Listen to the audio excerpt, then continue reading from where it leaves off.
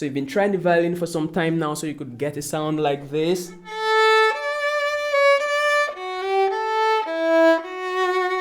But so far, all you've been getting is something like this. In this video, we're going to let you know exactly what's happening, what the problem is, and what you're going to do to fix that moving forward, so you do not have that much scratchiness in your playing and you can actually enjoy this instrument you love. Welcome back to Stokes Violin Academy. My name is Samuel. If this is your first time here, I give you tips, lessons, and the tools you need to take your violin playing to that next level. So if you just got a violin or you've been playing for some time and you're having difficulty, you would want to hit that subscribe button and turn on the notification, because this channel can guide you in the process of mastering that instrument. So without too much talking, let's get into the topic for today. There are three main reasons you sound in scratchy on the violin. The first one is bow pressure, the pressure of the bow, the pressure of the right hand on the violin. We're going to explain each of them in detail and tell you exactly what you're going to be doing to fix them, and this will no longer become a problem to you. The second one is bow speed, how fast you're moving your bow on the strings. That could be another cause of scratchiness. And the last one, which is the biggest, is bow angle, your angle of the bow on the strings. How does your bow feel on the string? How does your bow go up or come down? We're going to dive into each of them. So let's dive straight into the first one, which is the pressure of your bow on the strings, right? So look at this. If I apply the pressure of the right hand too much on the string, I'm going to hear this. Right, so that pressure is too much. So when you're holding your bow, think of it as the least pressure in the right hand as possible, so the bow is lightly touching the string, and then you drag it across the string. It's that simple, bow pressure, right? So do not press too hard. And one other thing you're going to realize is that the lower part of the bow, this is the scratchiest part of the bow, because this is the heaviest, right? And when you get to the bottom, you want to ease off that pressure. So for example, lightly touch the string, not all the way to the bottom, somewhere around there. So we start from here. So lightly touch and drag around with me. Then you go up again, drag it, lightly touch, right? If not, you're going to get too much scratchiness. So that's one of the main causes of scratchiness. Although as we move forward, we're going to talk about that bow angle I mentioned to you, which is probably what you're dealing with. Right, so that being said, if you've been playing like that, remove that pressure from the right hand, right? And just let it go smoothly, right? Try to do this in front of a mirror. Take all the weight away from your right hand. Let it feel as light as possible. Another thing is, if you have your right arm like this could make the bow feel heavier too, and would not let you bow properly. So bring out your right arm, so your elbow and your forearm are on that good nice level. We don't want this, right? That doesn't look good either. So let's try this again. So bring it out and then we drag it.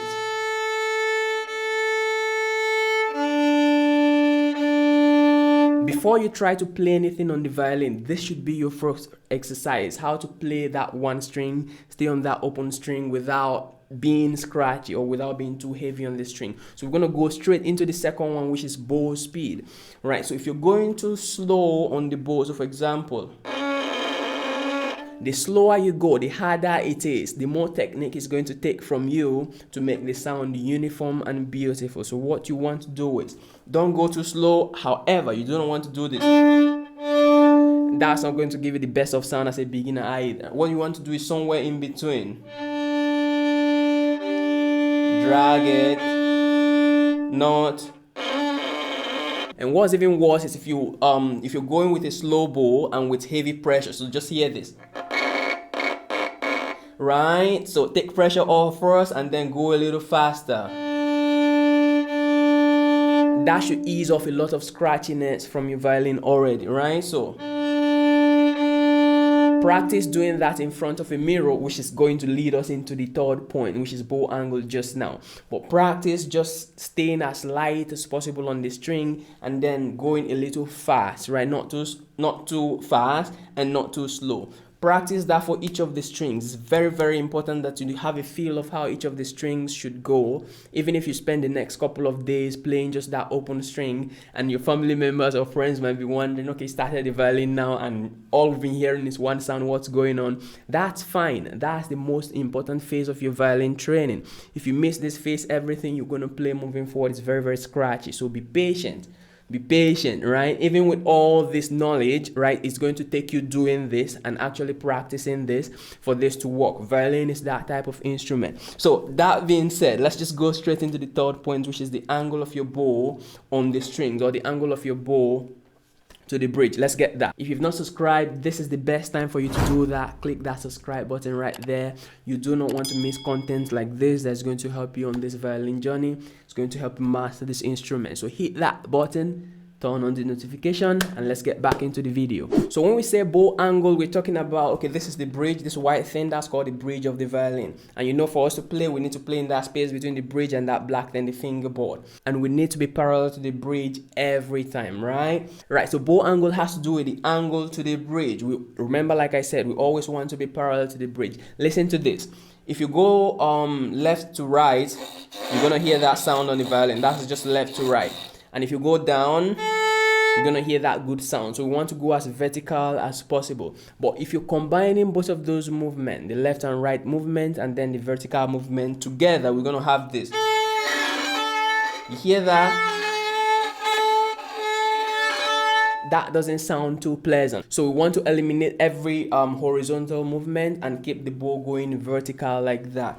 So when you think of angle of the bow, how are we going to fix that? We're going to use more of elbow extension. So as you're going down, we're going to extend our elbow, and as we're going up, we're going to relax as much as possible, so our wrist is going to naturally turn just a little bit. So look at this. So elbow movement, going down, then we go up. You see how the wrist is turning just a little bit? So this is going to be one of the first set of practices you will do on the violin, and do this in the front of a mirror.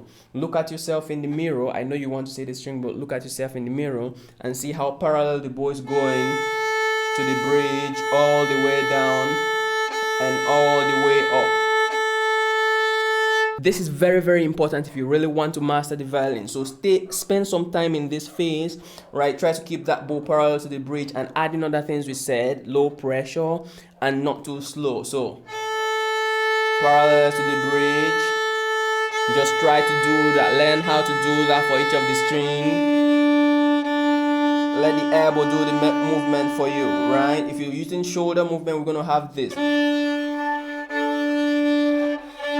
That's shoulder movement with a stiff elbow. We want to loosen out the elbow and keep the shoulder a little still, right? Although as you move forward, you're going to realize that the shoulder has a little piece of it in it. But for now, more elbow movement.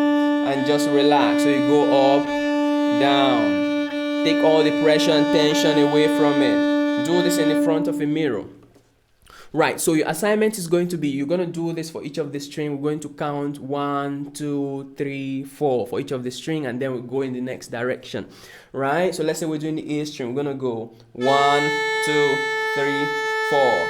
1, 2, 3, 4. 1, 2, 3, 4. When you're doing this, pay attention to the things we mentioned. Elbow doing that movement for you.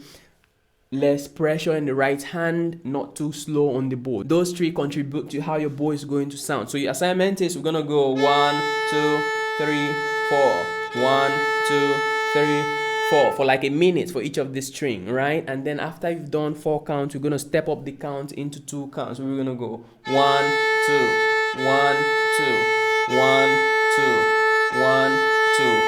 Right? Like I said, most of the movement is going to be in your elbow movement, elbow joint, right? Do not try to play anything until you do that assignment and master that smooth sound first. And then you could move it on to 1 count.